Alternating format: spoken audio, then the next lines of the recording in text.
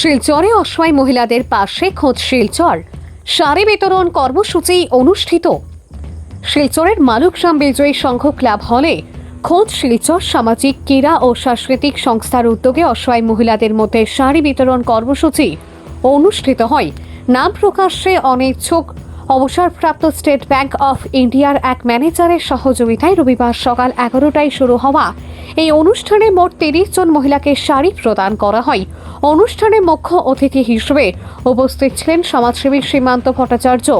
তিনি তার বক্তব্যে খোঁজ সংস্থার সমাজসেবামূলক কাজের প্রশংসা করে ভবিষ্যতে আরও এই ধরনের উদ্যোগ নেওয়ার আহ্বান জানান। এছাড়া উপস্থিত ছিলেন বিজয়ী সংঘের সাধারণ সম্পাদক আশিস রায়, বরক উপত্যকা ব্যাডমিন্টন অ্যাসোসিয়েশনের সাধারণ সম্পাদক উত্তম চৌধুরী, সমাজসেবী গৌতম পাল, সীমান্তবর্তী পাল, গৌরা পাল, বাপন চৌধুরী ও কোষাধ্যক্ষ কামাল লস্কর সহ অন্যান্যরা। অনুষ্ঠানের সার্বিক দায়িত্বে ছিলেন সুভাষ দাস। সংস্থার সাধারণ সম্পাদক সজল লস্কর তার বক্তব্যে অসহায় মানুষের পাশে দাঁড়ানোর গুরুত্ব তুলে ধরেন এবং গাড়ি প্রদানকারী ব্যাংকের প্রাক্তন ম্যানেজার ও বিজয়ী সংঘ ক্লাব কর্তৃপক্ষকে ধন্যবাদ জানান। সারা বছরই কাজ করে থাকেন।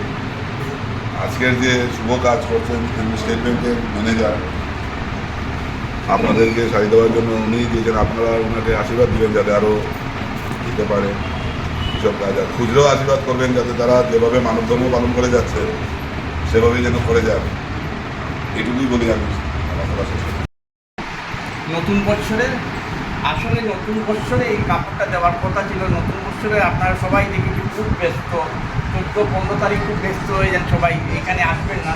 সেই কথা ভেবে আমি এটা পিছনে নিয়ে এলাম। সর্বপ্রথম আমি ধন্যবাদ জানাই বিজয়ী সংঘ ক্লাবের কর্মকর্তাদেরকে। ওনারা আমাদেরকে এই বল দেওয়ার জন্য, যে এই বলে এসে আমরা আজকে আপনাদের হাতে শাড়ি তুলে দেব।